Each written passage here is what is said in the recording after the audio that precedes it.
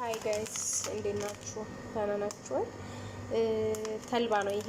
ተልባ ከወገብ በታች መወፈር ለምትፈልጉ ዳሌ ለማውጣት ማለት ነው። ስፖርት ሰርታችሁ ሲጨርሱ ከወገብ በታች በጁስ መልክ እኔ ቆልቼ ፈጭቼ ነው የምጠቀመው።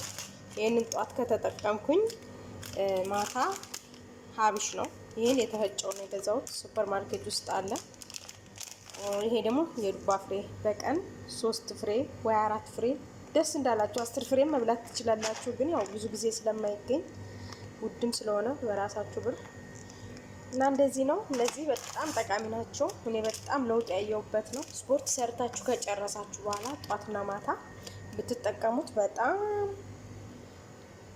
ለውጥ ታገኛላችሁ። እኔም ያገኘሁበት ነው እና አሰራሩን የምትፈልጉ ከሆነ ኮመንት ላይ አስቀምጡልኝ። አሰራሩን አሳያችኋለሁ። ኦኬ ባይ ባይ።